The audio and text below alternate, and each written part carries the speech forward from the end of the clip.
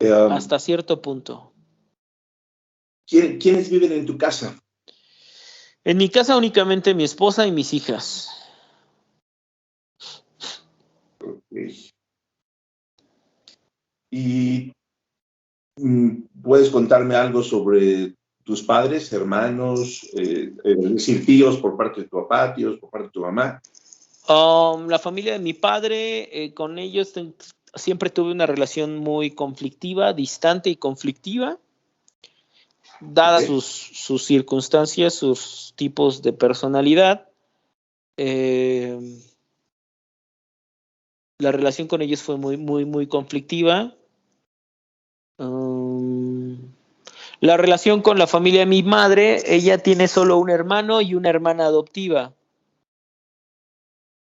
Mi tía me quiere bastante, la hermana adoptiva de mi madre. Me quiere bastante, yo la quiero mucho. Y mis hijas la quieren bastante, la tía Lochita. Ok.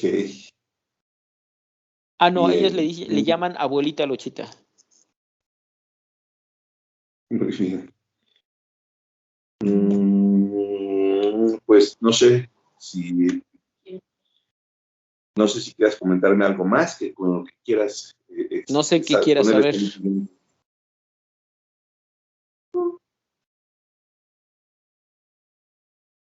Me parece suficiente, gracias. Ok. Dani, Elisa, ¿alguna pregunta? Perdón, Robert. Es decir, si alguien más quiere, adelante, está la silla libre. Pero, ¿cómo es la relación con tus hijos? Uy, bastante buena, muy cercana. No la quiero llamar sobreinvolucrada porque no me gustaría, pero yo las amo mucho. A pesar de que yo no quería tener hijos, y la que sí quiso fue mi esposa, yo las amo bastante. Son los soles de mi vida, son las dos personas que voy a amar más que a cualquier otra cosa en el mundo. ¿Fueron planeadas? Al menos no de mi parte, probablemente de mi esposa, pero no de mi parte.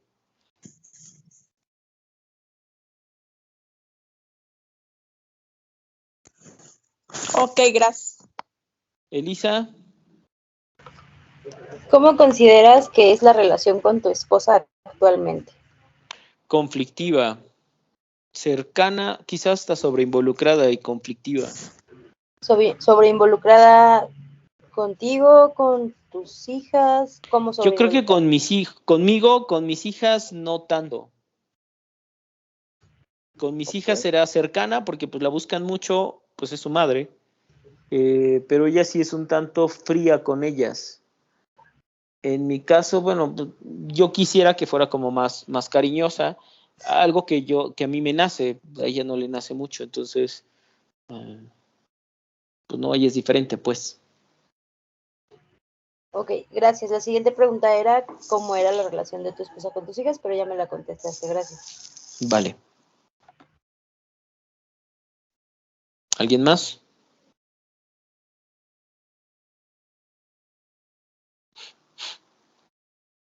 Estamos pensando. Ok. Ciclos vitales. ¿Qué onda con el ciclo vital?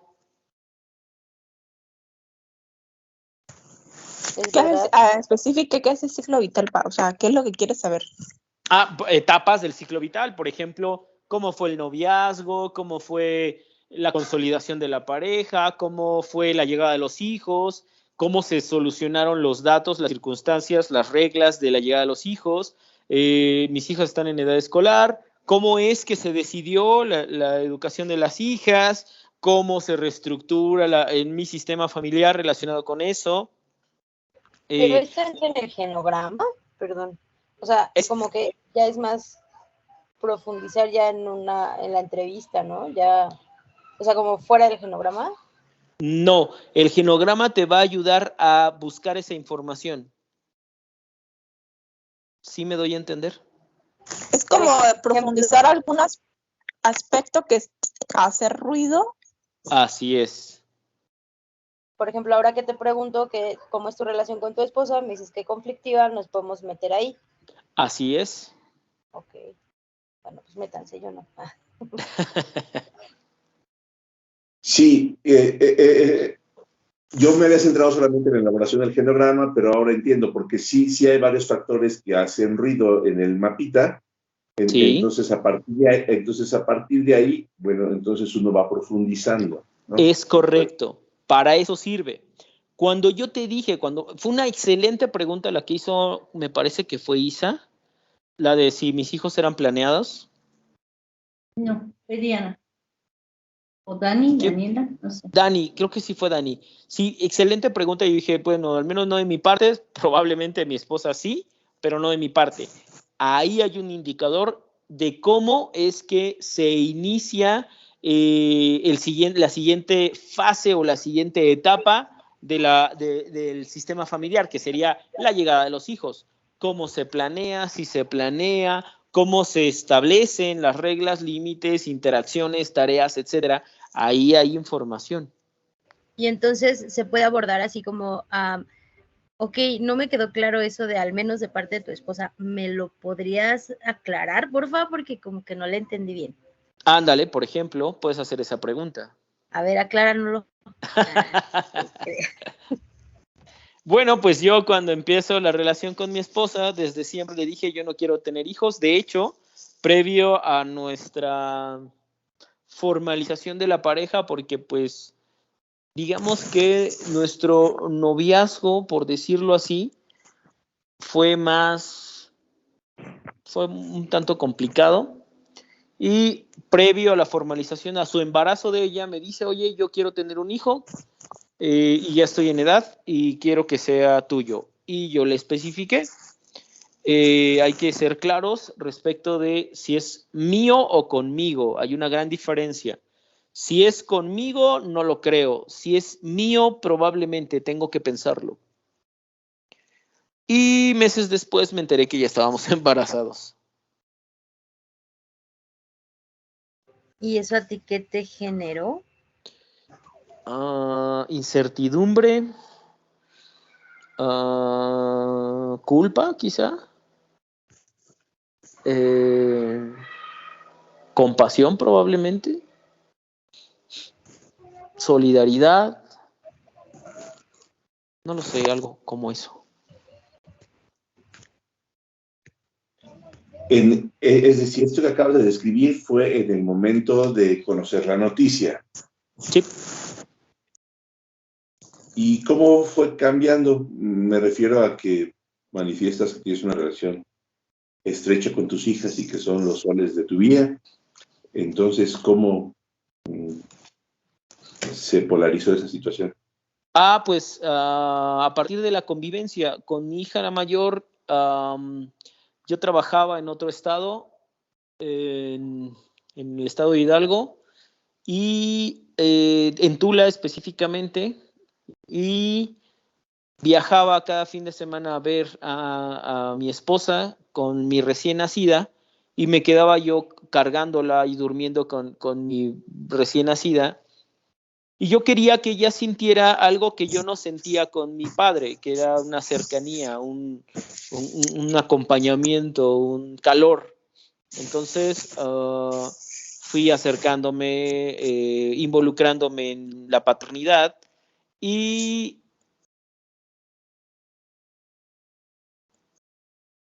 de mi relación con mi pequeña era que antes de que ella naciera yo creía que ya nada me podía sorprender. Había perdido la capacidad de asombro y ya nada me podía sorprender.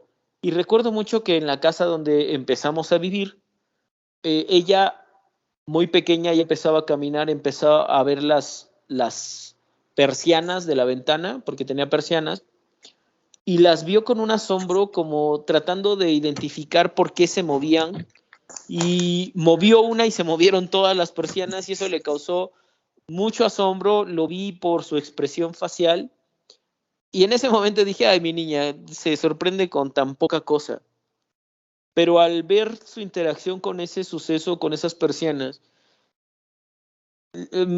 me me significó bastante esa capacidad de asombro y me dije, me encantaría ver el mundo como tú lo ves.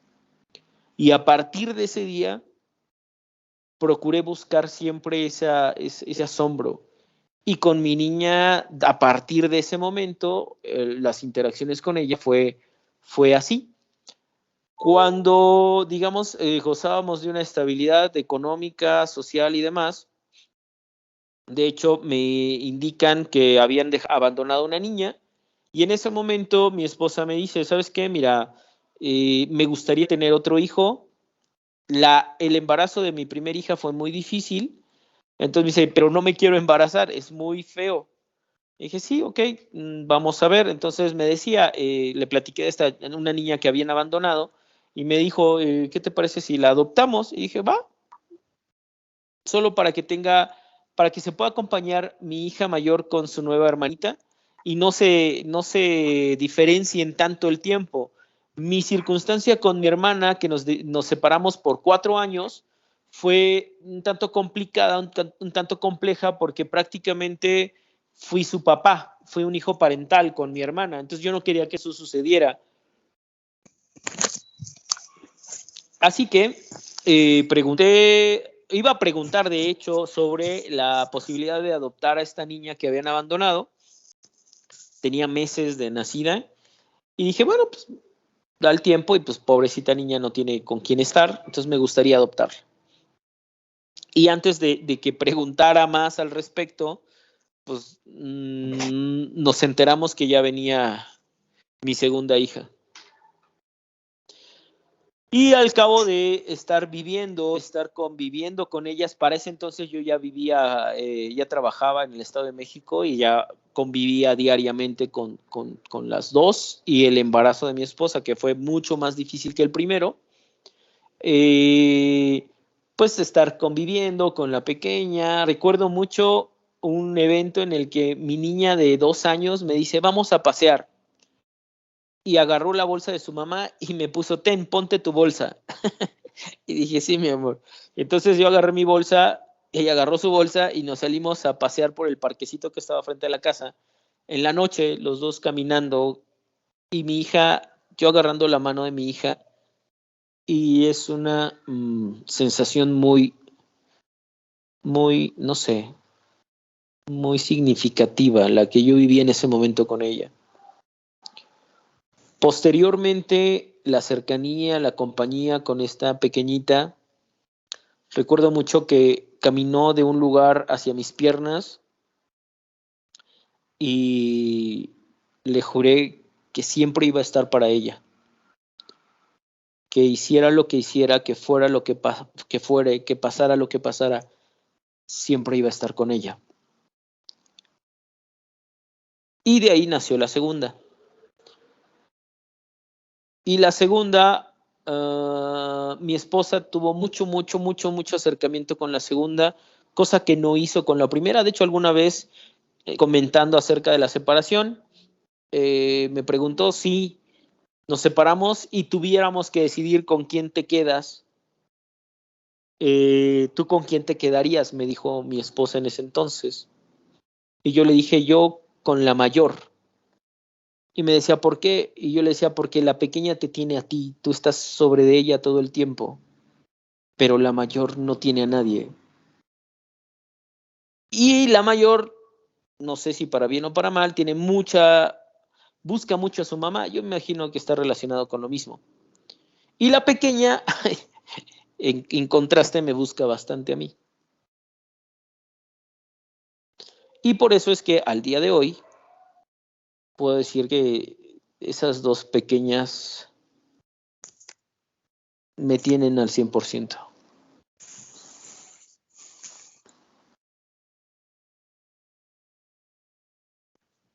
Gracias por compartirnos algo muy personal y hasta me dieron ganas de volver a ser mamá.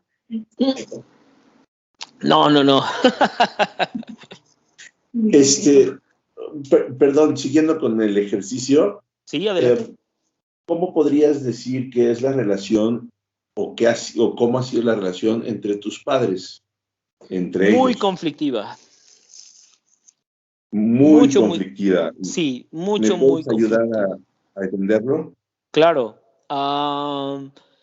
Mis papás tenían una relación distante. En aquel entonces de 1980 a 1990 y a principios de los 2000, pues tú recuerdas, no había tanto teléfono ni tanta comunicación. Entonces, pues nosotros no sabíamos de papá, sino hasta que tuvimos teléfono en casa y tampoco nos llamaba. Entonces, pues prácticamente lo veíamos de vez en cuando y llegaba siempre enojado. Entonces siempre nos regañaba a mí y a mi hermana, más a mí.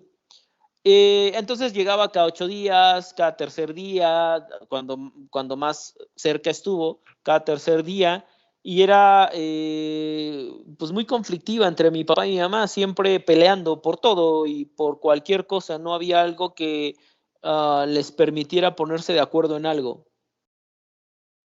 Siempre fue así y no ha cambiado, creo. Si mi papá dice algo, mi mamá dice lo contrario y ya empezó la batalla.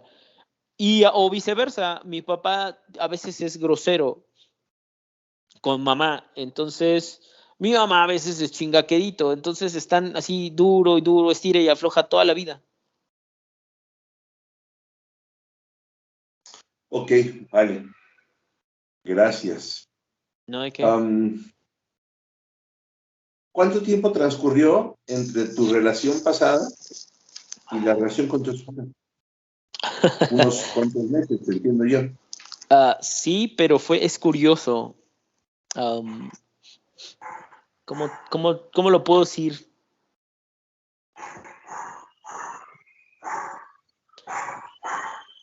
Digamos que mi primera vez sexualmente, mi despertar sexual fue con mi actual esposa hace muchos años. Y de ahí nuestros encuentros eran esporádicos, aunque yo tuviera mi relación anterior. No sé si estoy siendo claro. Sí, es decir, había una relación, mantuvieron una relación tú y tu esposa actual, a pesar de tus situaciones emocionales en el transcurso. Sí. De vez en cuando, de hecho, llegó un momento en el que dejamos de vernos más de 6 años. Eso fue antes de consolidar la relación. Nos dejamos de ver 6 años. Entonces, digamos que ahí podría yo llamarlo una ruptura, si es que así. Tampoco era como que de cada 8 días nos veíamos, y era muy física la relación, no había una interacción sentimental, por decirlo así. No había mensajes de te amo, te quiero y ese tipo de cosas. Teníamos un contrato. ¿Qué nos llevó a dar el siguiente paso, a consolidar la relación? Si ya llevaban bastante tiempo, pues, en una situación bastante libre.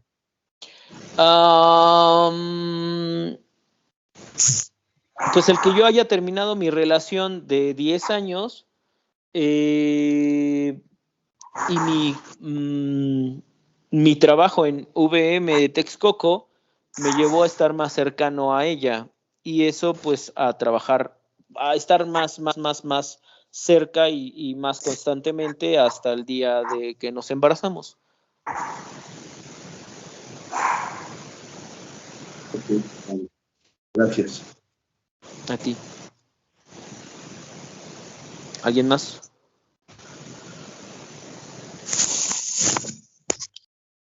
¿Qué te une a ella todavía? ¿Qué me une a ella?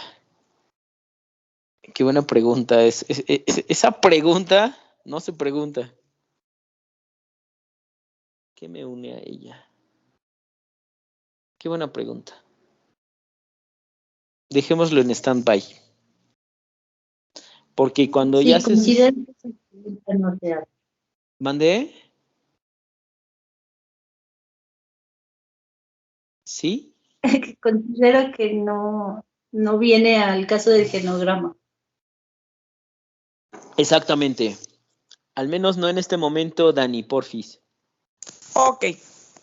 Porque no estamos hablando ya de un problema, no estamos hablando de un motivo de consulta, no estamos hablando de nada más que la elaboración del genograma. Ok. ¿Vale? Okidoki. ¿Alguna otra pregunta relacionada con la elaboración del genograma? ¿Se puede, por ejemplo, también profundizar cómo es la relación con la familia, tanto de ella contigo, ¿no? Ah, sí, eso sí se puede. Bastante bien. Muy buena investigación. ¿Cómo lo preguntarías? ¿Cómo es tu relación con la familia de ella? Conflictiva. De hecho, al día de hoy, distante por decisión.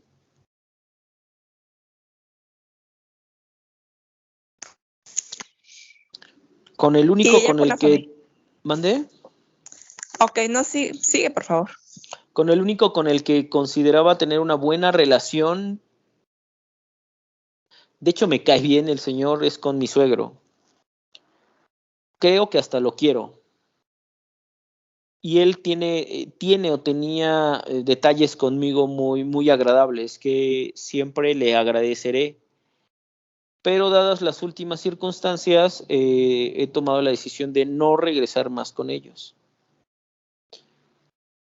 Porque no es algo que quisiera.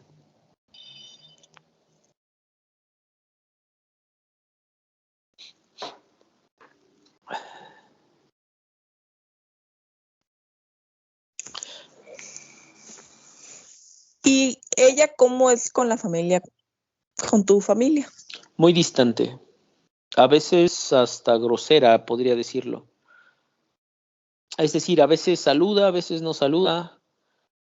Llega, por ejemplo, llega a la casa de mis padres y se ha llegado a dormir en el sillón o se sube al cuarto a dormir. Entonces, no se me hace correcto, al menos no a mí. No se me hace correcto. Pero pues ella es así porque su familia es así, de ese tipo, más o menos. Un tanto, lo diría desconsiderados.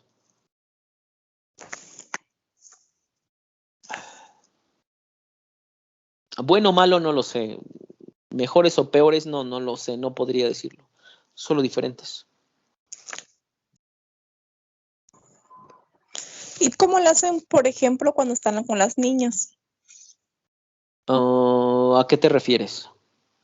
La dinámica familiar, las niñas van con tu familia. Mis papás las quieren mucho y las cuidan, las protegen, las consienten a veces de más.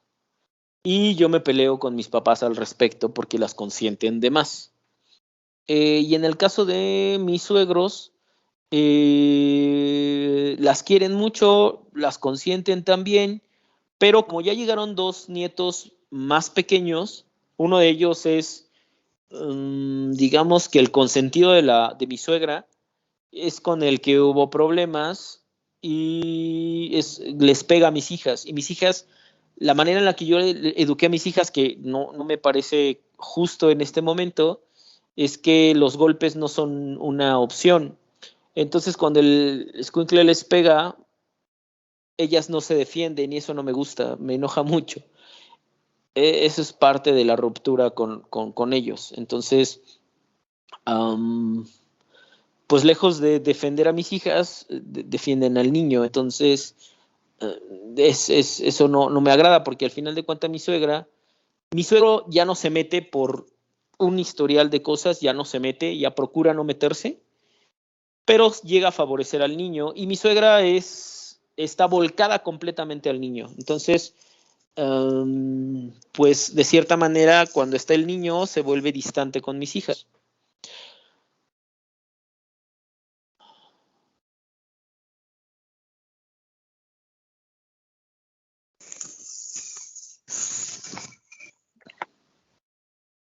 Pero tiene buenos detalles, como les hizo un gorro, les teje ropita para sus muñecas de mis hijas. O sea, cuando no está este niño, sí tiene detalles con mis hijas. Y con el más pequeñito, mi suegra es muy distante, muy distante. Digamos que con quien tiene más afinidad no es el más pequeño y es de otra de sus hijas. Y con ese es más distante que con mis hijas, incluso.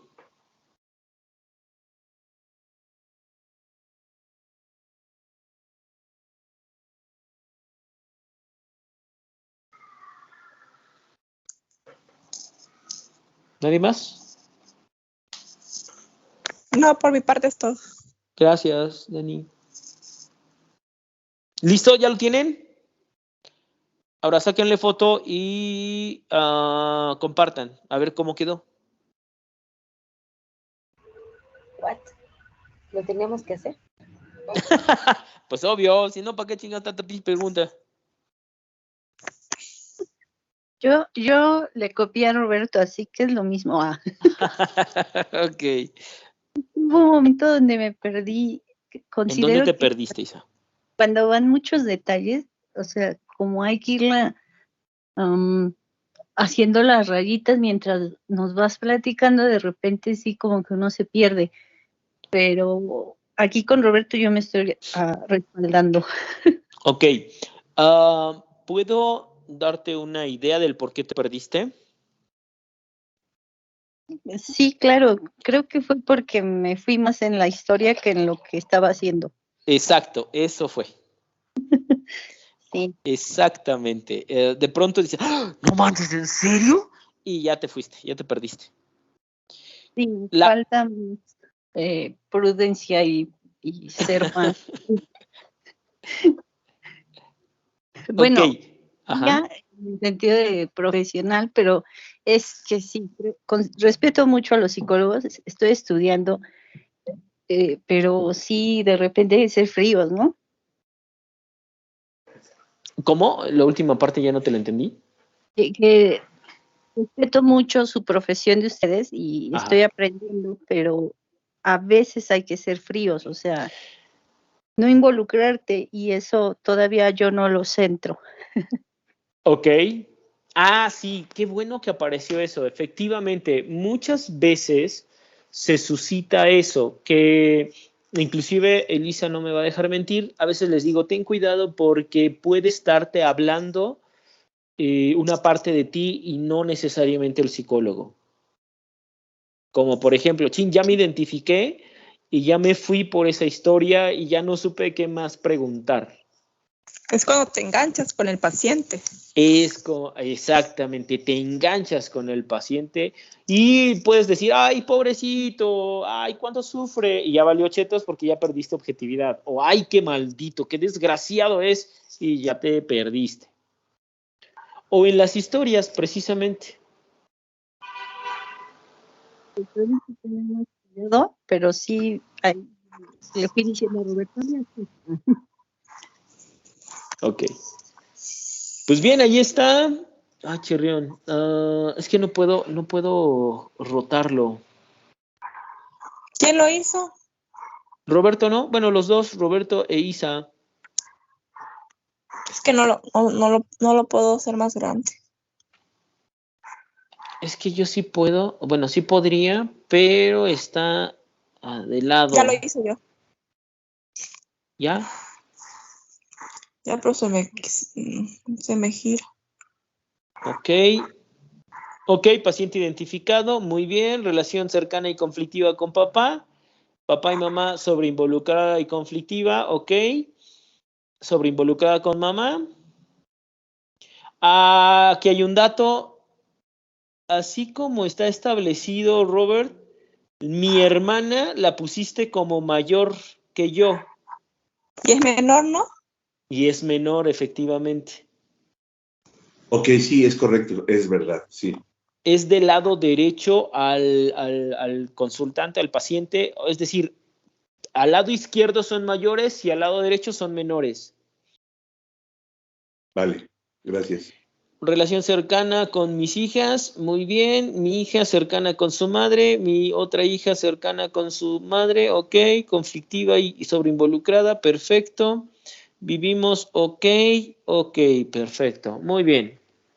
Ok, puede funcionar. Ahora, ¿qué datos identificaron? Uno, del sistema familiar. Y ahora sí me voy hacia cómo interpretar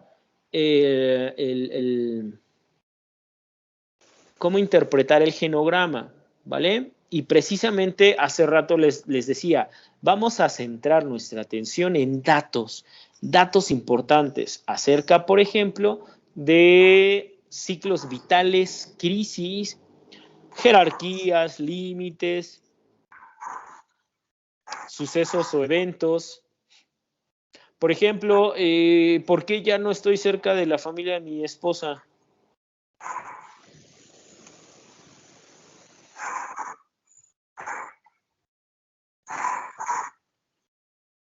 ¿Es pregunta? Pues sí, no preguntaron. Sí dijiste.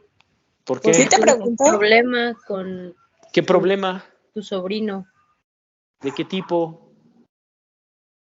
De tipo violento. No le inventes. ¿Eso te lo dije o eso lo inferiste? Tú lo dijiste, que les pegaba a tus hijas, ¿eso es violencia? Ah, ok. Está bien. Y entonces... Tipo, pero ahí no tendría que ver como tipo sobre involucramiento, porque pues dejarlas que se defiendan, diles, ya tienen permiso, rómpanle su... Es lo que yo te decía. Yo les he dicho que le rompan su madre, pero ellas no quieren porque es más chiquito. Ah, no te pases también. No, sí, está bien. ¿Mande? Sí, entiendo. Entonces sí les digo, rómpanle su madre, pero ellas no quieren. Y entonces se suscita todo un problema, obviamente pues ya con los mayores, ¿no? Así es. Pasó de ser una situación entre niños a ser una situación entre adultos, y eso te aleja de tu familia política. Es correcto. Ah, un dato que se me olvidó y ahorita lo vi y que no está, bueno, no lo checamos, y de hecho en la lectura, en la otra lectura, la adicional que les mandé, habla de gemelos, ¿vale?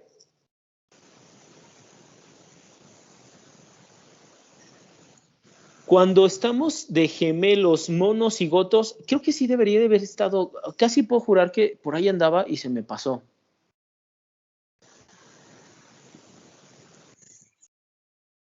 No recuerdo haberlo platicado con ustedes, pero sí tenemos que hablarlo. Bueno, tiene que quedar claro, porque va a haber.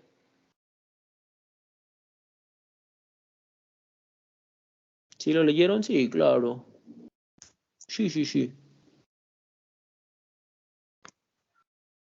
Obvio. Sí, claro. Espérenme.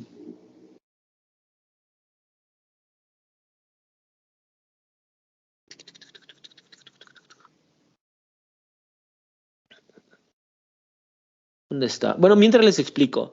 Los gemelos siempre, bueno, hay dos tipos de gemelos, los que son monocigóticos o monocigotos y los que son disigóticos o bicigóticos o bicigotos.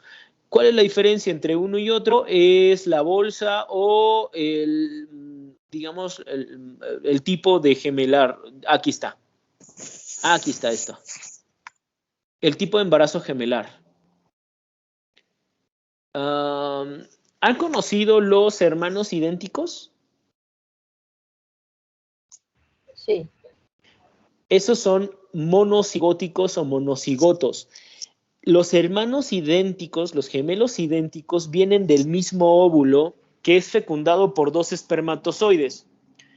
El óvulo tiene la capacidad de duplicar su carga genética, cosa que no puede hacer el espermatozoide. Entonces, un óvulo es fecundado por dos espermatozoides y se divide y se separa y crean una sola bolsa. Son idénticos porque son el mismo óvulo, por lo tanto tienen toda la carga genética idéntica, son clones uno de otro. Pero obviamente porque un óvulo no puede ser exclusivo, nada más toda la carga genética, sino necesita del otro, el óvulo por sí mismo no se puede autofecundar, ni un cigoto fecundado con un solo espermatozoide no se puede dividir, porque recordemos que el espermatozoide no puede duplicarse, no puede duplicar su carga genética como lo hace el óvulo. Por lo tanto, si hay un óvulo y hay un espermatozoide que es el que fecunda el óvulo, no puede ser de ninguna manera un embarazo gemelar. Tienen que ser dos espermatozoides fecundando al mismo óvulo. Estos dos crean dos cigotos y posteriormente embriones idénticos. Y cuando nacen son hermanos idénticos, ¿vale?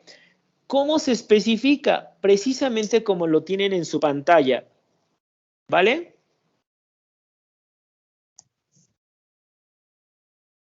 Y en México conocemos el otro embarazo gemelar, que es el de cuates, así los conocen en México. No sé si ustedes lo hayan escuchado de esa forma. Sí. Que son dos hermanos tal cual como la única cosa que comparten estos dos hermanos cuates o gemelares bisigóticos o disigotos es el día del nacimiento. De ahí en fuera tienen exactamente lo mismo que tienen con otros hermanos. ¿Y cuál es la característica de estos hermanos disigóticos o de dos cigotos? Es que dos óvulos salen de, ya sea de la misma trompa, dos óvulos, o de uno de cada trompa, creo que es lo más común, uno de cada trompa salen y son fecundados al mismo tiempo. A la hora, obviamente, son dos óvulos, son fecundados por dos espermatozoides y generan bolsas distintas. En México los conocemos como los cuates. Algunas ocasiones pueden generarse de este tipo de embarazos que son múltiples por alguna condición o algún tratamiento para la fertilidad, ¿vale? Entonces, por ejemplo, podemos tener disigóticos o más de 3 o más de 2 cuando el embarazo es múltiple. Y entonces lo vamos a unir en un solo punto y a seleccionar todas las líneas de los bebés que nacieron, pero no son idénticos. Comparten la misma característica que con cualquier otro hermano. Lo único diferente o lo único que los diferencia es precisamente que nacieron el mismo día. ¿Dudas hasta aquí? No. Bien, eso se me pasó y eso lo vi más adelante, por eso lo recordé.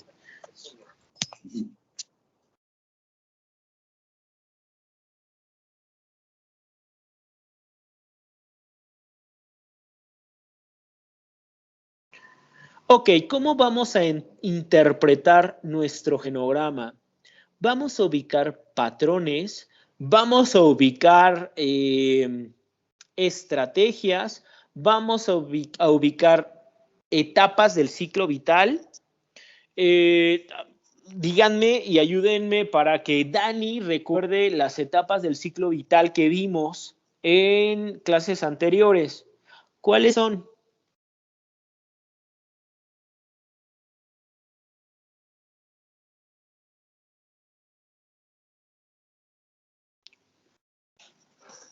¿Cuál es la primera etapa? La bienvenida, ¿no? Bienvenida. El galanteo. El galanteo, también llamado noviazgo, ¿vale? Exactamente. Ok. La segunda etapa. Pues ya el matrimonio propiamente, ¿no? Ya El matrimonio, la o formación en de la pareja. términos más científicos, porque matrimonio nos lleva a un ritual, sino más bien la consolidación de la pareja, ¿sale?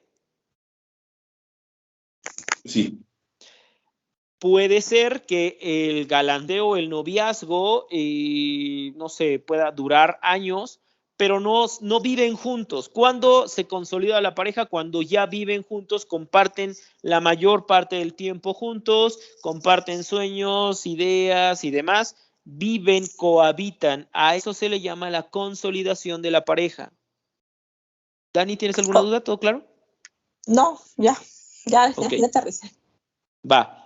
Después de la consolidación de la pareja, ¿cuál es la siguiente etapa? Procreación de los hijos, ¿no? La llegada de los hijos, efectivamente, muy bien, la procreación, la llegada de los hijos. Y empieza a crearse un nuevo subsistema, el subsistema parental, y posteriormente, si hay más de un hijo, llega el subsistema fraternal o fraterno. Después de la llegada de los hijos, ¿cuál es la siguiente etapa? Cuando los hijos entran a la adolescencia hay un nuevo duelo. Antes de eso. La crianza. La etapa escolar. La etapa escolar, efectivamente. La crianza se da al principio, se da todo el tiempo, pero la segunda etapa es hijos en edad escolar, que es la etapa escolar del sistema familiar. ¿Vale, Dani? Ok. Y de ahí ya viene la que tú dices, que es la adolescencia o etapa intermedia. En la etapa intermedia se infiere, se considera o se cree que ya hay una mayor estabilidad dentro del sistema familiar. Posteriormente a la adolescencia de los hijos, ¿cuál es la siguiente etapa? Cuando los hijos hacen... Dale, Dani, y ahorita no sé quién más iba a hablar. ¿Cuando los hijos hacen qué? Es que, perdón, es que hablo, otra es que se me está fallando mucho el audio. Ah, ok. ¿Quién más iba a hablar? ¿Elisa? Ajá, no, era sobre si te estás basando en la de Milton Erickson. En general, sí, la de Milton Erickson, o recuerden que les dije, Milton Erickson tiene, pero le falta una etapa a Milton Erickson, ¿sí recuerdan? Sí, la de la muerte. La de la muerte, efectivamente. Sí. Pero sí, o sea, si es esa, Sí. seguiría destete de los padres. Destete de los padres, otro autor lo llamaría la emancipación, otro autor lo llamaría el nido vacío, otro autor, cada autor lo llama de manera distinta, pero el suceso es el mismo. ¿Cuál es? Cuando los hijos se van. Cuando los hijos se van. Y empiezan a crear sus propios sistemas familiares. ¿Vale? Perfecto, sí. Ok, y ya, vamos, hay muchos autores que le ponen distintos nombres, pero es importante que lo ubiquen el suceso o el evento, ¿va? Ahí están más completas, ya no, nos está soplando Elisa las fases. Vamos a ir, no, pues aquí está.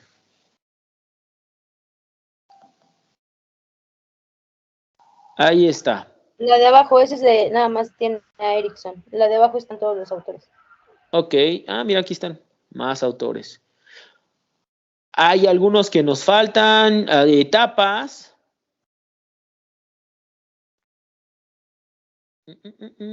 Por ejemplo, en el caso de Estrada, nos habla de un reencuentro, pero no necesariamente hay un reencuentro. Cuando, por ejemplo, no sé si hayan ubicado relaciones de pareja que inician su relación o la consolidación a partir de la llegada de los hijos. Ahí no hay como tal un encuentro. Por lo tanto, cuando los hijos se van, está iniciando un encuentro tardío, porque nunca hubo un encuentro. En consecuencia, no habrá un reencuentro. ¿Sí queda claro, niños? ¿Niñas? Sí, perfecto. Bien. La vejez, en el caso de Estrada, nos habla de la vejez y nos sigue faltando otra. McGoodrick y Carter nos habla de la partida de los hijos, la familia en su etapa final, de manera genérica, pero hay sucesos. Colón nos habla de la familia en su última etapa. Silva nos habla del nido vacío, la vejez, y de una etapa más, que es la muerte de uno de los dos. Y nada más. Haciendo como pues en el caso de Salvador Minuchin, nos habla con la familia con hijos adultos, pero no nos habla de la muerte de alguno de ellos, ¿vale? Milton Erickson nos habla del relevo, de la vida activa y vejez, y nada más. Es importante que ubiquemos esas etapas, porque a la hora de hacer el genograma vamos a tener más atención, a prestar más atención en estos sucesos. cómo se resolvieron, cómo se llegó a la toma de decisiones, cómo se resolvieron esas crisis, qué cambios en reglas, límites se suscitaron, cómo se hicieron. Algunas ocasiones pueden extenderse. Dato importante, no sé si les dije a ustedes, creo que sí les hablé de la diferencia entre dificultad, problema y patología. La vez pasada creo que sí les platiqué eso, ¿no?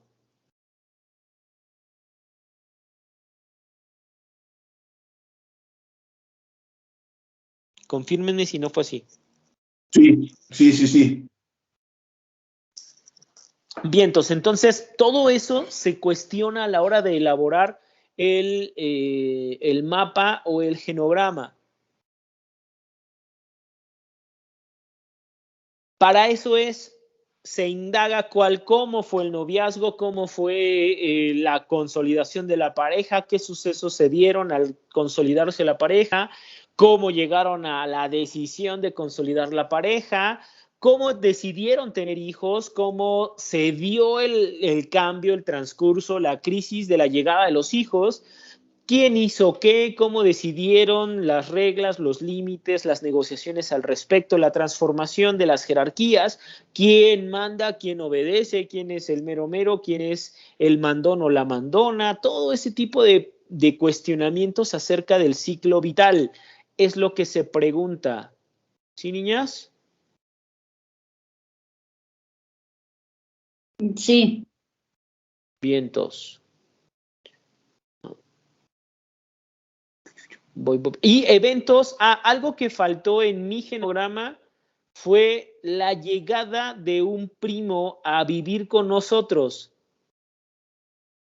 Por eso, cuando tú preguntas, es un dato, bueno, sí, una recomendación, Robert. ¿Te puedo decir Robert? Claro, gracias. Una recomendación, Robert, es no ser tan genérico a la hora de hacer ese tipo de preguntas, a excepción que quieras que haya mayor búsqueda de información. Por ejemplo, ¿qué nos puedes platicar de tu familia? Pues no sé, hay quienes dicen como cosas muy genéricas. Aquí las preguntas son más específicas. Oye, y con tu familia de origen, por ejemplo, tu papá, tu mamá, tu hermana y tú, ¿hubo alguien que llegó a vivir algún suceso específico o importante en la vida de ustedes? Y entonces el sujeto puede buscar esos sucesos importantes que se dieron en ese momento. ¿Sí queda claro, Roberto? Sí, gracias, Eric. Te voy a hacer una confesión. Sí. Me resultó hasta cierto punto un tanto, no incómodo, pero sí complicado estarte preguntando porque por aquello no rayar en la imprudencia, pues no se me vinieron a la mente 4,000 preguntas, pero quería desechar algunas porque dije, no estamos en terapia, estamos haciendo un ejercicio y entonces quise mantenerme al margen de la prudencia del ejercicio y, Okay. y bueno, sí fue un poquito complicado. Ok, no te preocupes. Lo agarré en frío. ¿Mandé? Y también lo obligué en frío. No se preocupen. Precisamente por eso estoy aquí. Porque, y por ejemplo, la pregunta que hizo Dani, que fue muy buena siempre y cuando ya estuviese en sesión, ya estuviese en terapia, que ese tipo de preguntas aún no se hacen. ¿Sí recuerdas, Dani? Sí.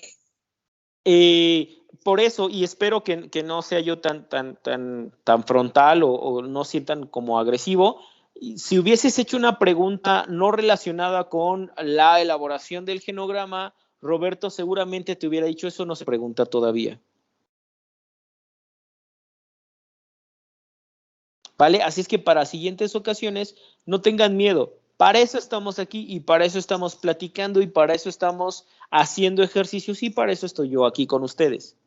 ¿Vale? Ok. Gracias. No, gracias a ustedes. Vale. Vámonos. Entonces ya quedamos ciclos vitales, eventos importantes. Un evento importante dentro de mi genograma es que cuando yo me fui a la universidad, llegó a vivir con nosotros un primo mío. Este primo mío llegó con la intención de entrar a la universidad, pero no pudo entrar a odontología y se queda a vivir con nosotros. Eso nos genera una crisis de incorporación. Se incorpora mi primo, hijo de mi tía Lochita, la que te platiqué o la que les platiqué. Obviamente puedes indagar más al respecto, cómo es mi relación con él, cómo se dio la relación con mis padres, qué sucesos se dieron a partir de la llegada de él, todo ese tipo de cosas, cómo se solucionaron los conflictos a la adhesión de este individuo. Esos son datos que es importante preguntar.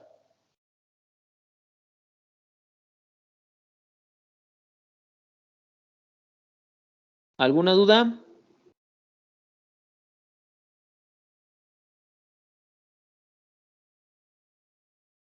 No. Bien. Y de verdad, no tengan reparo en hacer preguntas. Obviamente no todo es real y no todo lo que les dije es cierto. Pero es parte de la dinámica para que ustedes indaguen, preguntan. Sucesos como antecedentes laborales también se deben preguntar. ¿Se acuerdan en la anamnesis y en la historia familiar? También podemos preguntar cosas relacionadas con el consumo de alcohol, drogas, algunas crisis circunstanciales, que puede haber abuso, puede haber, no sé, prisión, puede haber delincuencia, puede haber otro tipo de sucesos que se preguntan en el momento en el que estás haciendo tu genograma. ¿Cuáles son las categorías? Para que a ti te quede más claro, ¿cuáles son las categorías con las cuales yo voy a centrar mi atención a la hora de elaborar el genograma? Uno, obviamente, la estructura familiar. ¿Quién vive en la misma casa? ¿Cuáles son las jerarquías, las relaciones? Eso ya lo vimos. La estructura general, ¿tienen alguna duda?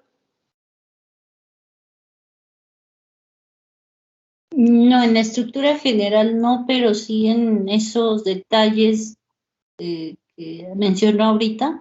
Vale. Ahorita vamos para allá. Entonces, de la estructura general de la familia ya quedó claro, voy a hacer preguntas al respecto.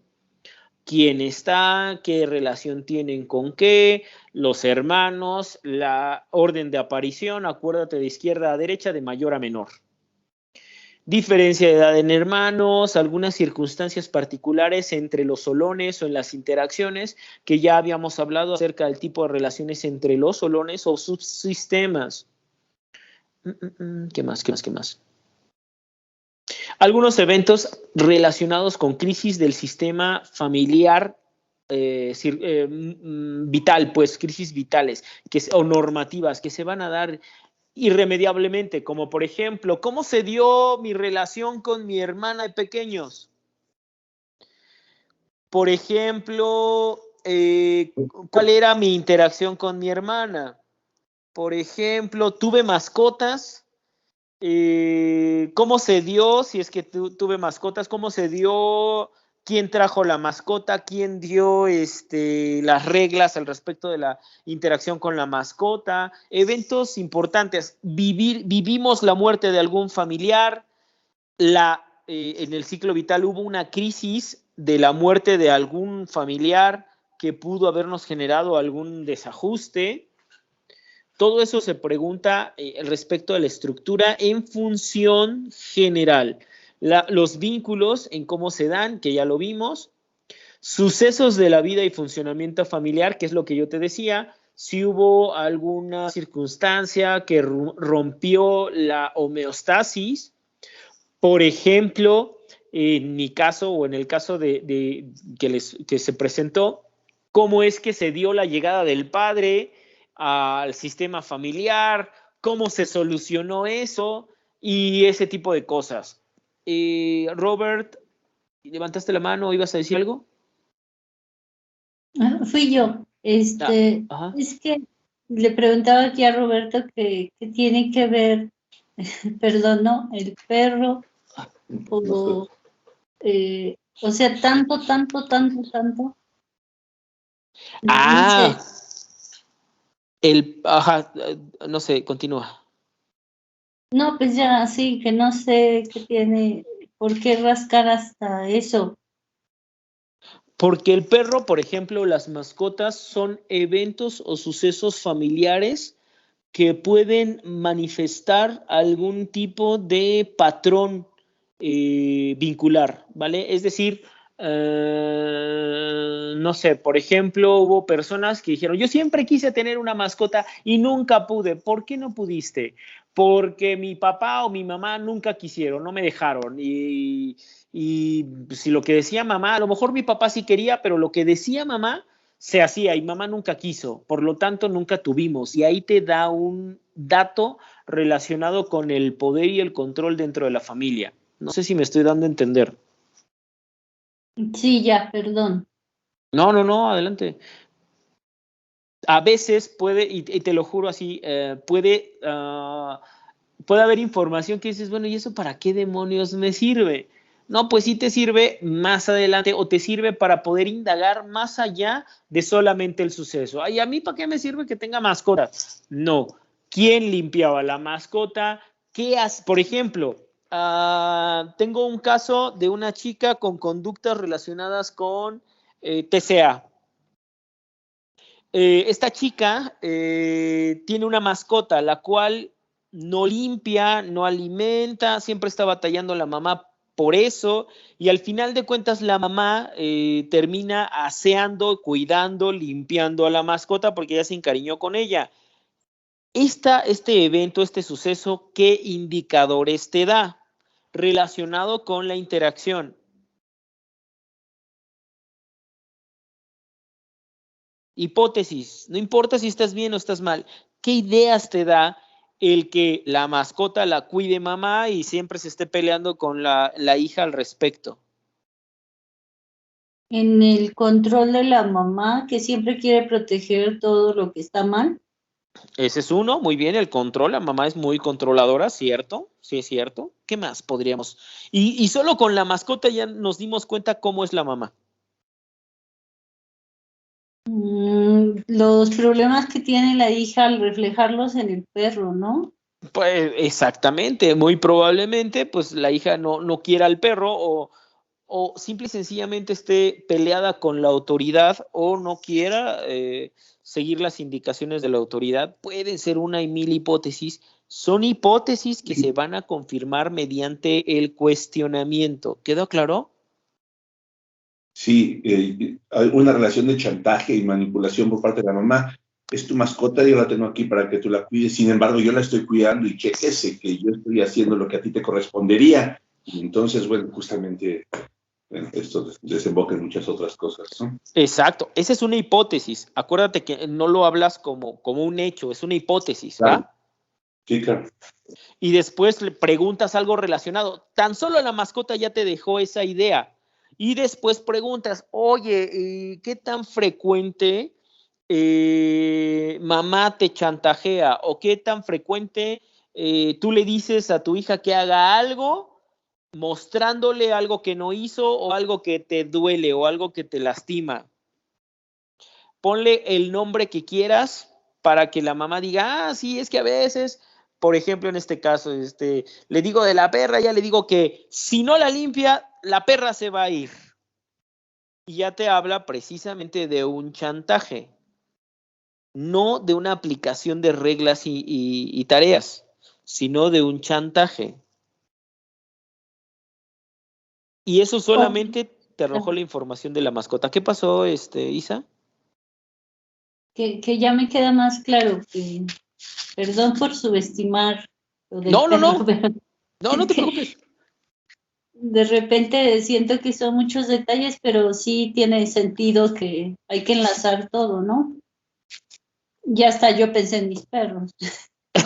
Sí, y entonces, a ver, ay, hijos, ¿cómo es lo de mis perros? ¿Cómo se da lo de mis perros? Todo es información. Acuérdate que vivimos en un contexto sistémico y nosotros como terapeutas sistémicos, todas las preguntas que vamos a hacer tienen un trasfondo sistémico. Es decir, si yo te pregunto por quién decide, quién ve la televisión, quién cambia de canales, quién paga el Netflix, ¿qué dices? ¿Eso qué tiene que ver con la Navidad? La intención es para saber quién tiene control en ciertos sucesos en función de las interacciones. ¿Queda claro? Claro, a veces los pequeños detalles te dicen la verdad, ¿no? Exactamente, claro, por supuesto. Porque es más fácil mentir sobre, somos perfectos, llevamos una bonita relación, pero lo chiquito es lo que dice, caray. Sí, claro. Sí, claro, ¿no? Otro ejemplo, ¿no? ¿De quién es la clave del Netflix? ¿Quién cambia la clave del Netflix? Ok, espero no estés organizando aquí un pleito entre Roberto y yo. No, para nada, nada que ver. No, nada que ver. Es decir, el principio sistémico sería este. Sí. Mientras más claro y mejor conozca el funcionamiento de la maquinaria del sistema en su completud, entonces voy a entenderlo y voy a poder intervenir en cada uno de los engranes, si así fuere, y con el engrane pues que está correcto, enfermo, vaya, ¿no? Exacto, así tal cual. Excelente explicación, Roberto, me agradó mucho. Efectivamente, si yo no tengo clara el funcionamiento de este engranaje, muy probablemente haga intervenciones que no van a llevar a ningún lado. Y al final de cuentas la familia se va a ir, la pareja se va a ir y no va a obtener nada de ti. Por eso es este tipo de preguntas que a la larga la intención, más que solamente el dato del Netflix y de la cuenta, es cómo se organizan al respecto. Esa es la intención. ¿Cómo es la dinámica del sistema al respecto del Netflix, por ejemplo? Por ejemplo, la sesión anterior hablamos, Elisa, y de la comida, ¿no? Con su pareja, con su marido. ¿Cómo es que Elisa dice cocina y no su marido que es chef? Ahí nos da información. Sí, es que no sabe cocinar. Pero si es chef. Pero cocina re feo, no tiene sazón. Ok, uf. Está bien, pues. Perdón. Y esa información te da más información. ¿Vale? Vean más allá de los datos. Y importante, este ver más allá de los datos está relacionado para identificar o está relacionado con la identificación de cómo funciona el sistema familiar. Y sean muy intuitivos, muy intuitivos. Al principio, yo cuando empecé a ser terapeuta familiar, yo trabajaba con una persona, una chica, y ella de pronto hacía preguntas como, ¿y tienen perro en casa? Y así, güey, yo volteaba así de, procurando ser lo más discreto posible, pero eso me cuesta mucho trabajo. Y yo preguntaba así, digo, ¿y eso qué tiene que ver con la Navidad? Algo así como lo que pasó ahorita con Isa, ¿y eso para qué? Y más adelante esa información del bendito perro me ayudaba o nos ayudaba a identificar patrones dentro del sistema familiar. Y digo, ¡ay, qué buena pregunta! A mí no se me hubiera ocurrido.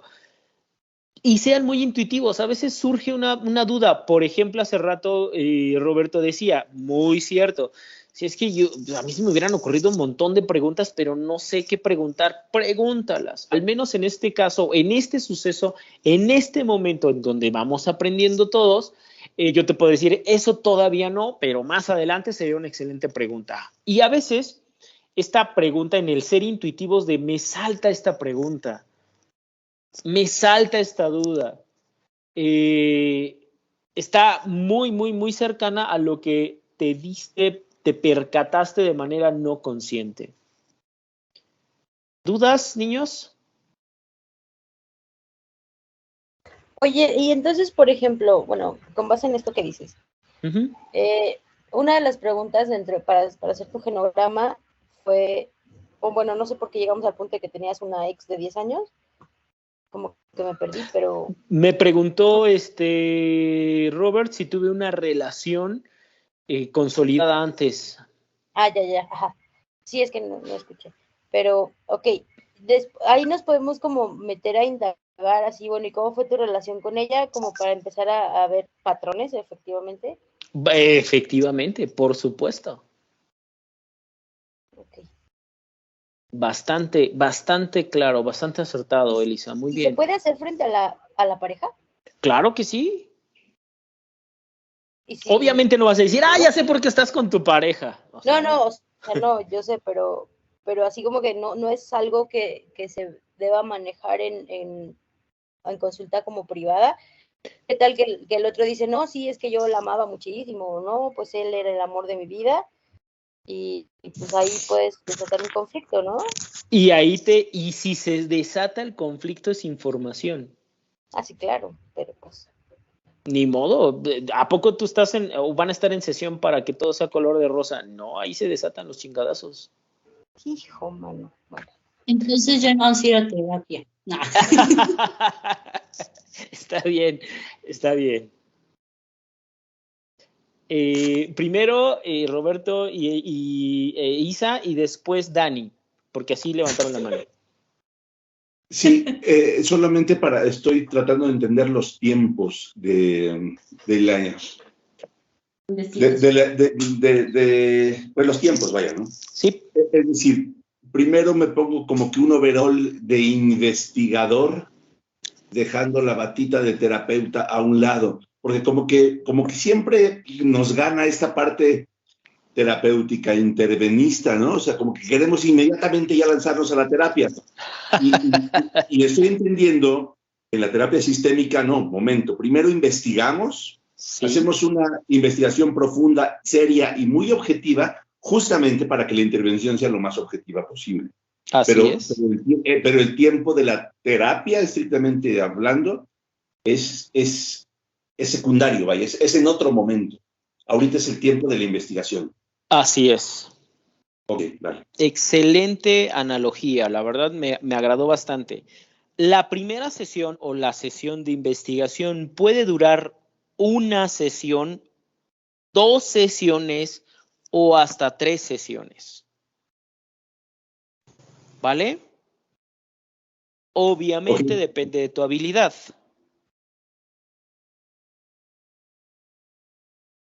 Claro, ok, bien. ¿Cómo lo manejo yo? Yo les digo, en la primera sesión nos aventamos, ahorita voy contigo, Dani, aguántame tantito, aguántame esa idea. Yo les digo en la primera sesión, les digo, miren, la primera sesión es larga. ¿Por qué? Porque hago toda esta investigación. Y las sesiones posteriores ya no duran más de 50 minutos. ¿Por qué? Porque ya tengo todo el bosquejo general del funcionamiento del sistema y basado en eso, y además tenemos claro el problema y ahora sí, las intervenciones son rapidísimas. ¿Vale? Ok, vale. Ahora sí, Dani, dime. Es que, miren, me queda todo muy claro el contexto que estamos llevando, pero yo tengo una pregunta porque yo a veces lo veo ahí en la Secretaría de Salud. No regresan los pacientes porque dicen que es muy tedioso todo eso y ya quieren ver resultados. ¿Cómo puedo hacer para como que anclar? Ok. Para eso, para que vean resultados, por eso te digo, la primera sesión va a durar un poquito más. Pero para que sea más rápido, lo primero que tienes que hacer, o bueno, lo que te va a ayudar a obtener resultados rápidos es definir el problema. Una vez que hayas definido el problema, van a darte quizá, vas a tener toda la información del sistema o vas a tener alguna complicación o algún dato ahí no tan claro que lo vas a preguntar posterior. pero al final de la sesión tienes que haber definido el problema y planteado objetivos al final de la sesión. Una vez que hayas definido el problema y planteado objetivos, ahora sí ya vienen las intervenciones, los tipos de intervenciones, de tal manera que cada sesión el paciente se va con una intervención una vez definido el problema y planteado objetivos. Ejemplo, yo podría decirle a un sujeto, ¿sabes qué? Es que tu problema es que eres muy inseguro con tu esposa. Así que les voy a dar una tarea en el que ustedes van a poner un día para ser pareja y salir juntos y platicar. Y el problema es otro. Seguramente el consultante te va a mandar al diablo y no va a obtener lo que quiere porque eso no era el problema. Muy probablemente el problema es que yo ya no quiero estar con mi pareja. Y soy celoso porque estoy buscando el pretexto para ya no estar con ella. Una vez que defines el problema, ahora sí planteas objetivos. ¿Cómo te darías cuenta tú que estás resolviendo ese problema? Y entonces, basado en eso, el mismo consultante te dice lo que necesita. Y ahora sí, hay un libro que te da muchas estrategias que también se los voy a pasar, se llaman 200 tareas en terapia breve. Hay muchos otros libros que también te van a dar alguna idea de cómo diseñar tus estrategias, pero cada sesión, al menos, yo siempre les digo, la primera sesión va a durar 2 horas, hora y media, 2 horas, porque necesito ver qué sucede. Posteriormente a esa hora de investigación, ahora sí, defino el problema y empiezo a plantear objetivos. No sé si quedó claro, Dani. Y para la siguiente sesión, ese objetivo tiene que alcanzarse. Sí, desde el aspecto, sí, yo lo estaba manejando de los otros aspectos, pero sí, es que como vengo de otra vertiente, sí me queda claro, ya ahorita ya estoy aterrizando más en tu teoría. Va, perfecto. Ok, muy bien, gracias. Y levantaron la mano 2, Elisa y alguien más, no sé, ¿habla Elisa? Escuché alguna vez que alguien dijo, una pareja, que el psicólogo anterior con el que habían ido casi los separa, que era muy mal psicólogo por eso. ¿Qué procede ahí? ¿Cómo le haces para perderle el miedo a eso? No entiendo cuál es tu miedo. Pues que generalmente cuando una pareja va a sesión, o bueno, es lo que he leído, es como para intentar resolver o como para intentar mejorar y etcétera, ¿no? Pero pues cuando ya no hay para dónde y lo único que es como buscando como bien dices tú, el pretexto, pues como, o sea, ellos se van a dar cuenta eventualmente, pero la culpa es tuya, tú lo separaste. Aquí el asunto es, ¿cuál fue el objetivo de la sesión? Primero, ¿cuál fue el problema? Después, ¿cuál es el objetivo? Ejemplo. En una ocasión, creo que ya les platiqué esto, llegó un chico con su novia y queremos resolver la situación, ok. Ahí en ese momento, ok, ¿cuál es la situación? Peleamos mucho, discutimos mucho, ella tiene unas ideas, yo tengo otras, y eso nos lleva a discutir. Ok, entonces el problema es que tienen dificultad para ponerse de acuerdo y poder negociar y plantear estrategias o metas en común, que es todo lo que se tiene que hacer en el noviazgo. Y me dice él, sí, ese es el problema. Y ella dice, no, es que yo ya le dije a él que no quiero estar con él. Ahí frente a él, yo ya no quiero estar con él. Y así de mi hipótesis o mi pregunta interna, ¿y qué carajos haces aquí? Y dije, ¿cómo es eso? O sea, ¿tú ya le dijiste a él? ¿Se lo dijiste? Pues es que no se lo dije así claramente. Y le dije a ella, ¿le podrías decir exactamente lo que tú me acabas de decir? Y ella se voltea y dice, ya no quiero estar contigo. Yo ya no quiero resolver esto, ya no quiero estar contigo. Ah, ok.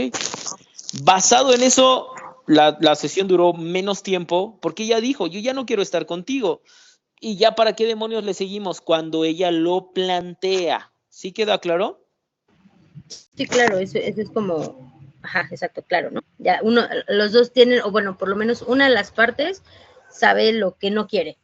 Así Sin de simple. embargo, cuando, por ejemplo, ambos están inconformes con todo lo que viven, pero como que ninguno de los dos se atreve, como que ninguno de los dos toma la decisión de estar o no estar, pero es queja sobre queja sobre queja.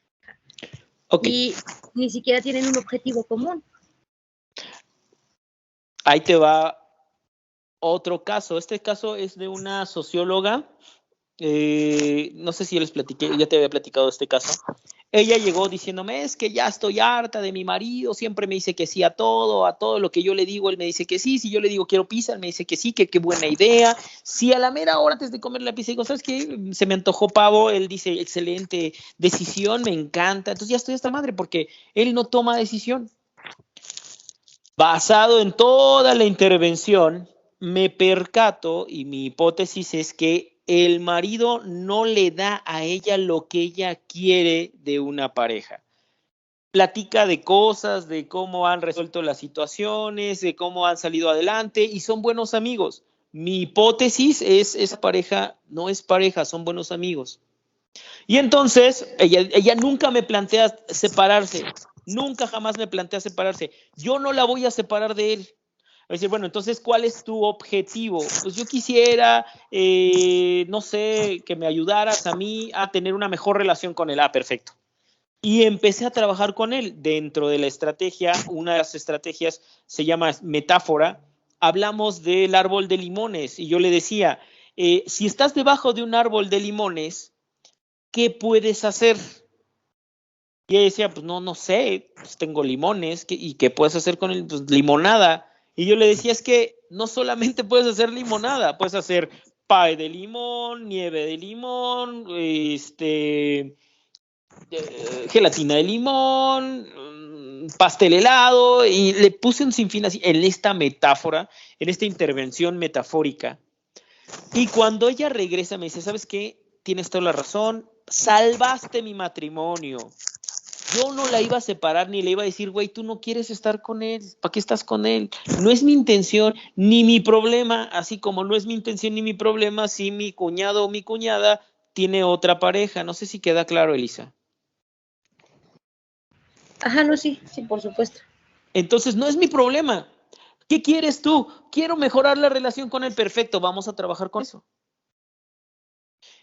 Al cabo de un tiempo llegó diciéndome, oye, salvaste mi matrimonio, muchas gracias. No, chamba tuya. Siempre devuelvan la responsabilidad. Nada es su responsabilidad, sino del mismo consultante que hace lo que necesita.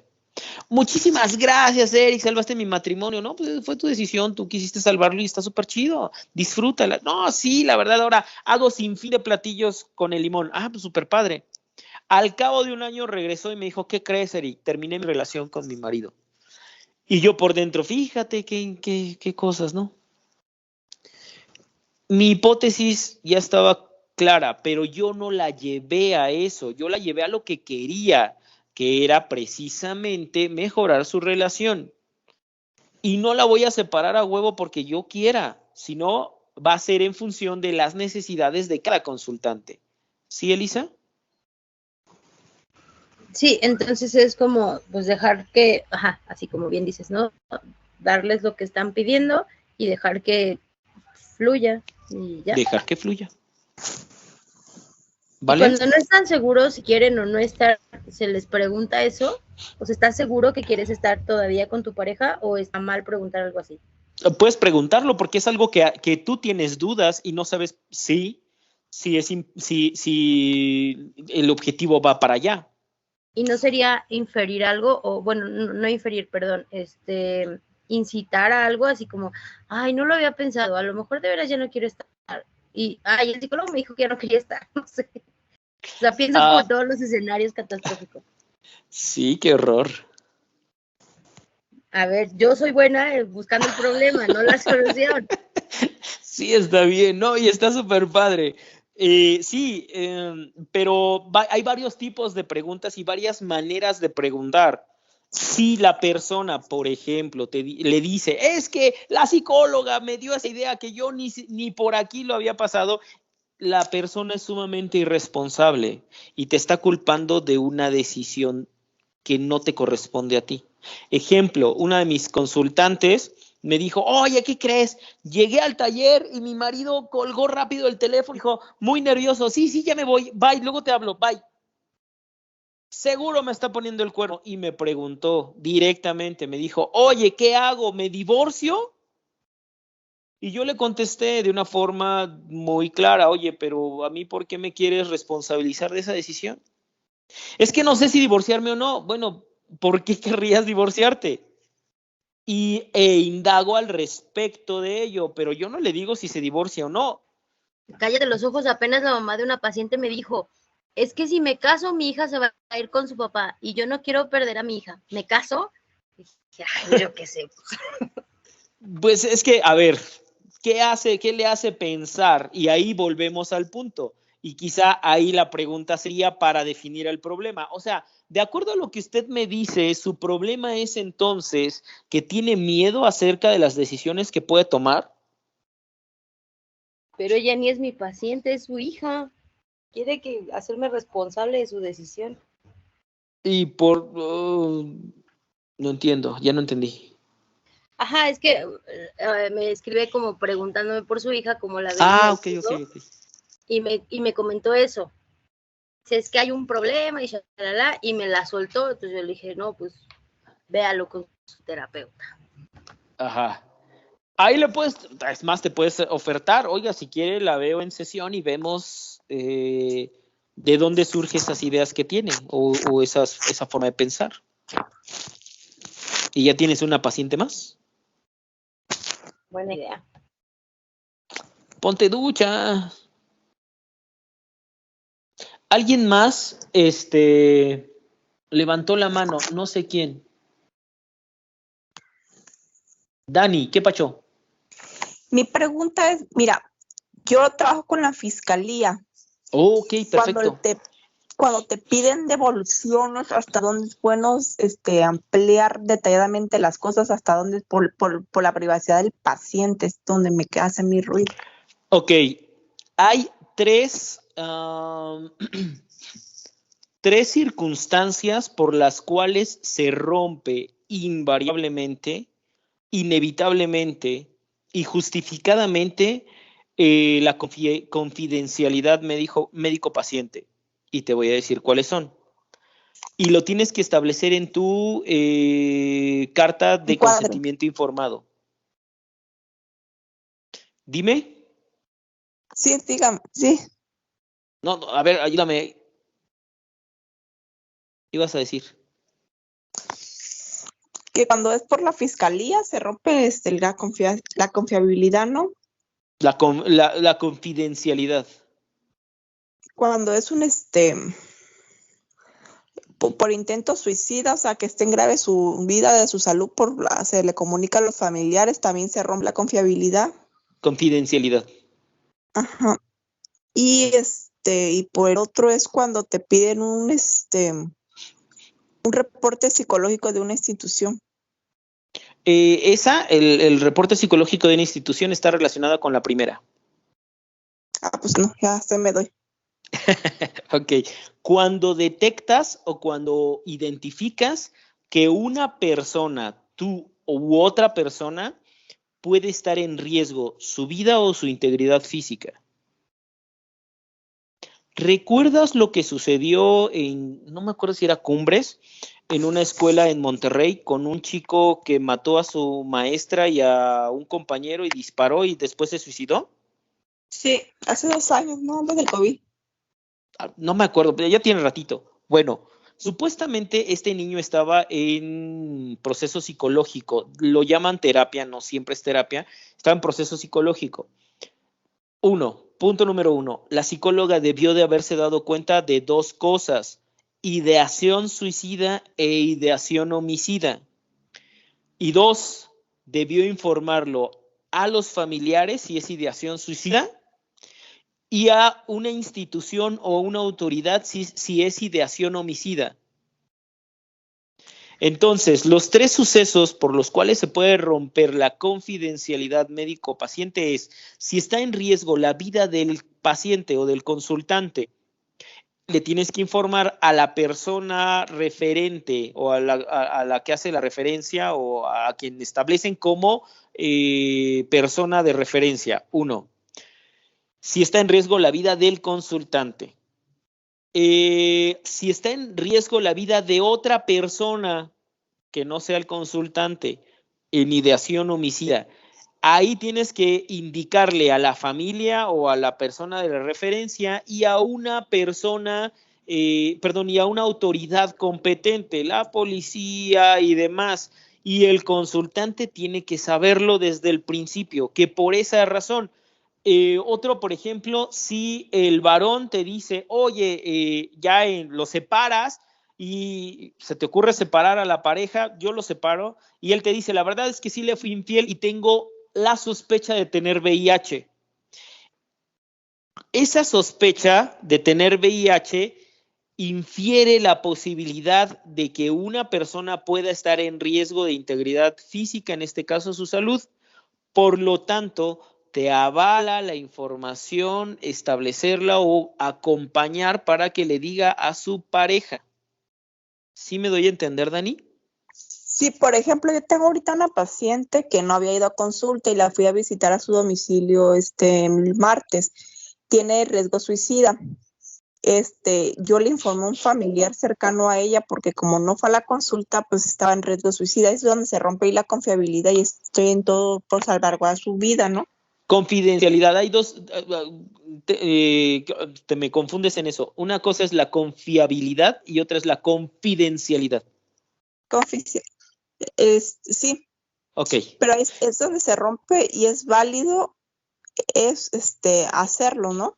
Así es, porque de lo contrario, el responsable directo eres tú por no haberlo informado. Es decir, en México, no te preocupes, en México no pasa nada de eso, pero a nivel ético y a nivel moral, cargarás con la responsabilidad si es que quieres cargar o si es que cargas o si es que eres un humano, un ser humano normal.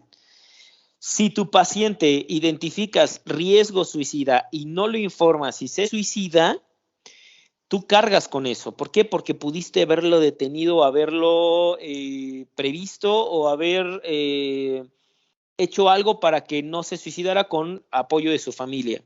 ¿Sí queda claro? Aquí en la Secretaría de Salud sí te sancionan. Aquí sí tienes que ir hasta la casa del paciente para ver si está tomando medicamento y todo, si no te levantan un acta administrativa. Exacto. Bueno, allá sí, yo acá nunca supe nada de eso, pero qué bueno, porque efectivamente la sanción es para ti si no lo informaste. En el caso del niño de Cumbres, la sanción debió ser para la psicóloga tratante. ¿Por qué? Porque 1, debió de darse cuenta. 2, si no se dio cuenta, hay iatrogenia o mala praxis. 3, si se dio cuenta y no lo informó, hay mala praxis o iatrogenia y tiene que ser juzgado al respecto. Por eso es que se rompe la confidencialidad. Ya me equivoqué también, la confidencialidad del consultante o médico paciente. ¿Sí queda claro, Dani? Sí queda. Fíjate que yo hace 2-3 meses una compañera un paciente le levantó una demanda y casi va hasta el reclusorio porque reveló datos de su vida personal a otra persona y por eso casi la meten al reclusorio. Es que aguas, esa otra persona es alguien que debe de estar establecido dentro de la carta de confidencialidad, la carta de consentimiento informado.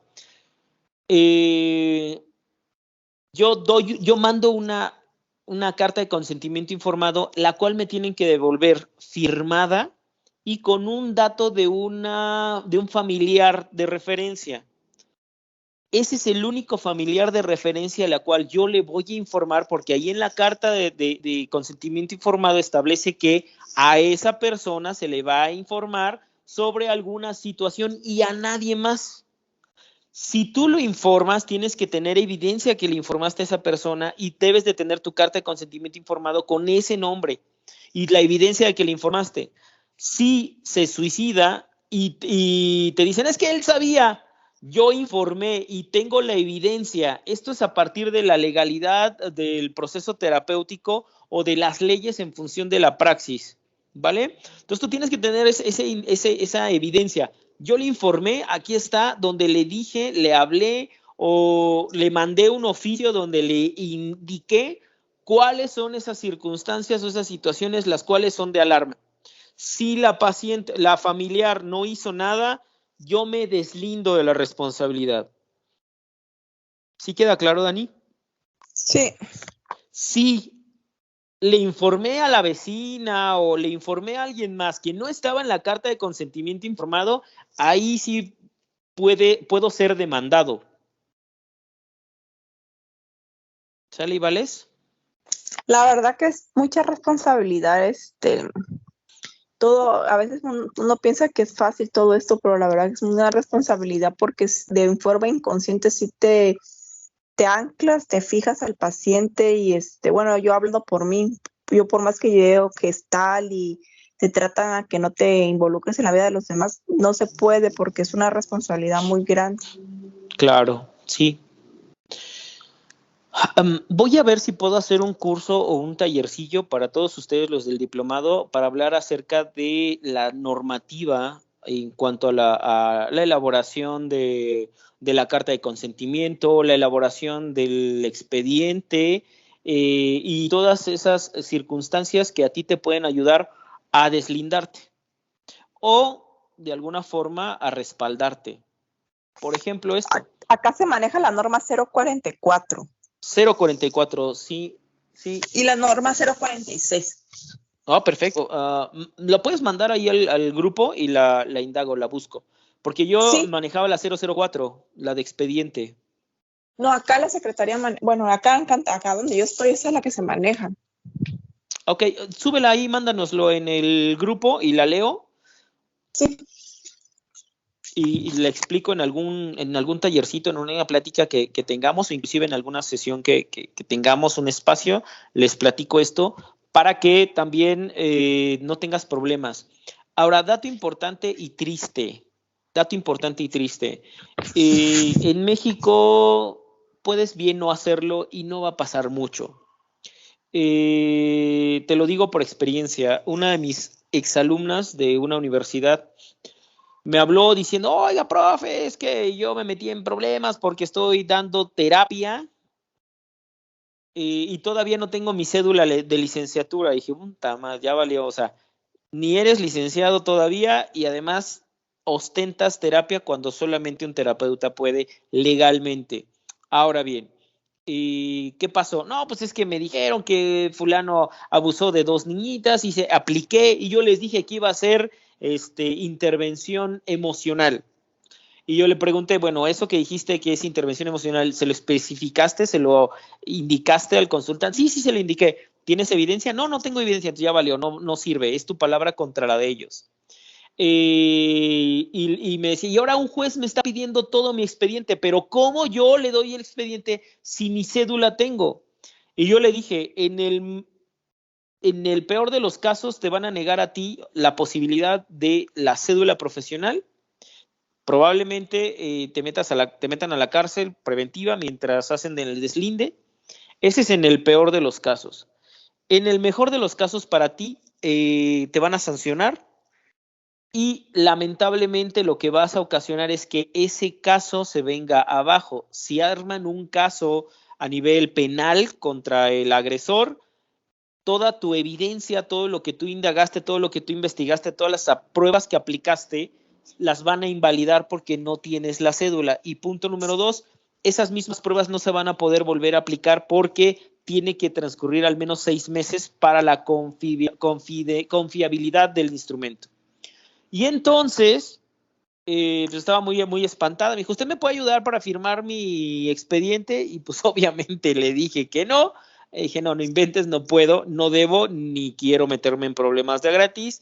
Me caes muy bien, bueno, me caes y pues la verdad no es para que yo me meta en ese tipo de problemas. Lamentablemente no pasó nada con ella, desestimaron el caso y ella sigue haciendo intervenciones como psicóloga. No sé si ya le llegó la cédula, porque seguramente sí le llegó. Entonces, en México realmente no pasa nada. Quisiera decirte que va a pasar algo, pero probablemente no pase nada. Pues no se crea, psicólogo. Ahora sí, con todo respeto, aquí en Tabasco sí difiero, porque una compañera, la verdad, se fue hasta juicio por una intervención así, ya fue donde, por eso fue en que me empecé a meter más a los diplomados. Ahora, una pregunta muy importante. Sí. Se supone que los psicólogos no están autorizados para dar terapia. Así es. Pero yo difiero de eso, con todo respeto. Un psicólogo lleva 5 años de formación y un terapeuta en 2 años se tira, cuando hay gente que ni es psicólogo y hace el rol de terapeuta y da terapia. Yo difiero mucho de eso, con todo respeto. Sí, y es correcto. Bueno, está bien que difieras, pero hay una base legal, una base práctica y una base formativa para que yo te diga eso.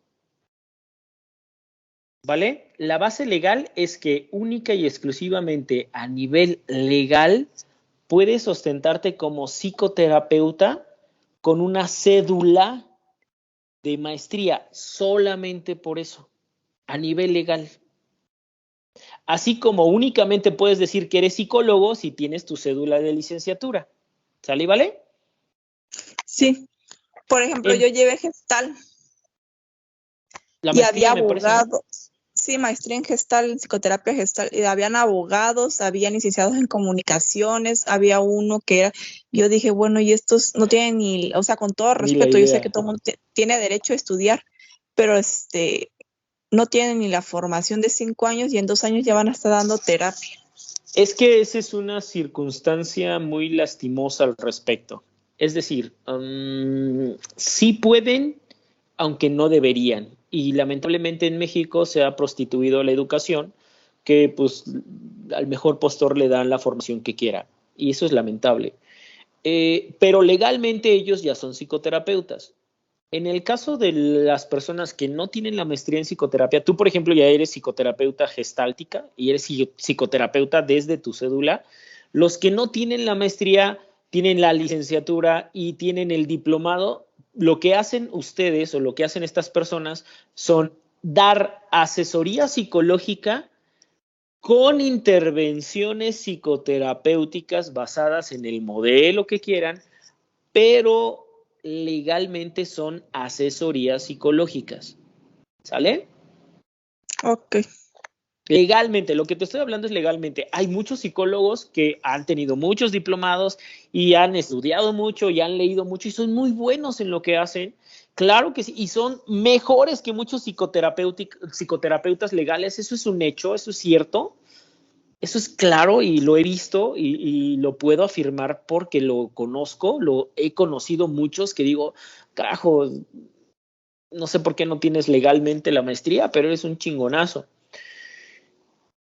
Eso sí es un hecho, pero legalmente no pueden. Lo mismo que un psicoterapeuta no puede emitir un documento de tipo pericial, no lo puede emitir. Tiene que ser un perito específico, avalado y con las credenciales para el peritaje. ¿Es verdad que ya ahorita con 4 diplomados se toman como una especialidad?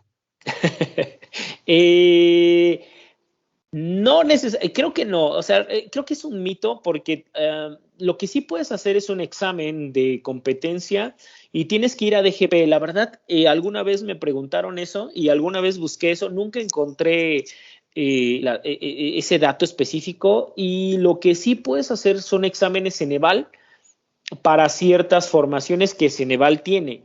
Entonces, haces tus diplomados y después aplicas tu examen y ya te dan tu cédula sin mayor complicación, tu título y cédula, porque pasaste el examen.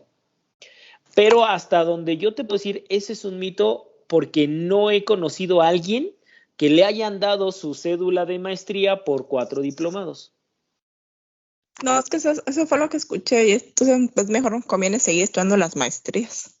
Sí, el diplomado te va a dar bastante, bueno, en este caso, o sea, no te vayas, pues, te va a dar muchos datos para que de alguna forma tu intervención sea lo más coherente, lo más pertinente, lo más adecuada posible, ¿vale? No, la verdad que sí, en lo personal sí me está gustando mucho porque a pesar que ya llevo una maestría, hay cosas que no tocan y son conocimientos actualizados con otra perspectiva, o sea, nunca uno deja de aprender, la verdad estoy contenta. Qué bueno, me da mucho gusto saber que estás contenta con este diplomado y pues que estés Contenta y aprendiendo. preocupada. ¿Por qué? ¿Por qué no te preocupes? Porque pues yo al menos yo llevo mensual 120 pacientes, maestro, y son diferentes, a pesar que todos vayan con el mismo diagnóstico o similar, son diferentes abordajes y hasta en lo legal quisiera yo seguir aprendiendo y ando buscando diplomados del aspecto legal porque a mi compañera le pasó, a lo mejor el día de mañana me pase a mí, ¿cómo te defiendes?